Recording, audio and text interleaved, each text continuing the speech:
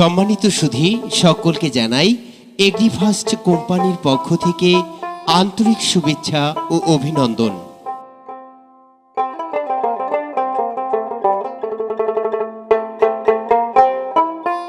আজকে আমরা মরিচ চাষের গুরুত্বপূর্ণ বিষয় সম্বন্ধে জানব।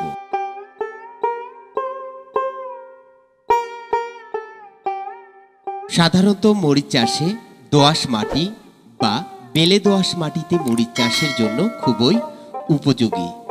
আর জমি নির্বাচনের সময় অবশ্যই মনে রাখতে হবে আলো বাতাসপূর্ণ জায়গা এবং অবশ্যই মনে রাখতে হবে পানি নিষ্কাশন ভালো ব্যবস্থা বিদ্যমান রয়েছে কিনা, অর্থাৎ বন্যার সময় যেন আপনার মরিচের জমিতে পানি না উঠে, এতে করে মরিচের গাছ মরে যাওয়ার সম্ভাবনা অধিক থেকে যায়।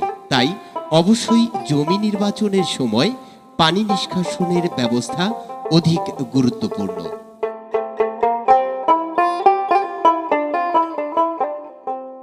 আপনার চাষের জমিতে মরিচের সঠিক জাত যদি নির্বাচিত না হয় তাহলে কিন্তু আপনার ক্ষতির সম্ভাবনা অধিক বেশি থাকবে। তাই মরিচের জাত নির্বাচনের সময় অবশ্যই ভালো জাতের মরিচের চারা উৎপাদন করাটা খুবই জরুরি। আর এজন্য করে এগ্রিফার্স্ট কোম্পানির বর্তমান আধুনিক প্রক্রিয়াজাতকরণ ও বাজারের আলোড়ন সৃষ্টিকারী দুটি জাত খুবই উপযোগী, ফার্স্ট ঝাল এবং এগ্রিহট।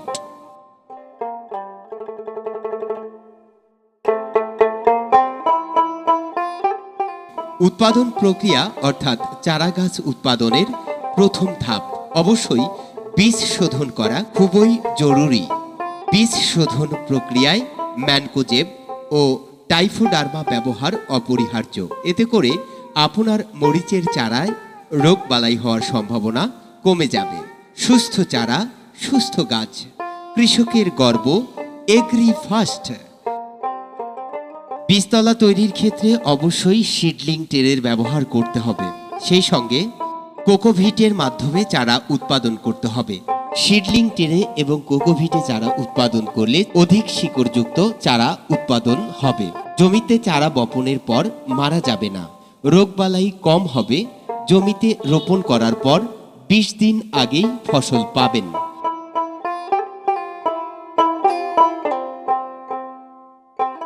মরিচে মাদা তৈরি। মাদা তৈরির প্রথম পদক্ষেপ হচ্ছে জমি চাষ।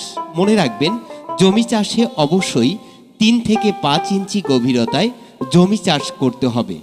3 চাষ অর্থাৎ জমিতে 3 বার চাষ করতে হবে।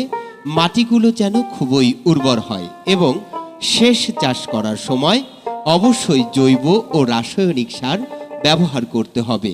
আর এই প্রক্রিয়ার মাধ্যমে জমি শোধন সম্পূর্ণ হবে। মরিচ চাষে মাদা তৈরির সময় একটি মাদা থেকে আরেকটি মাদার দূরত্ব 56 ইঞ্চি আদর্শ বলে মনে করা হয়।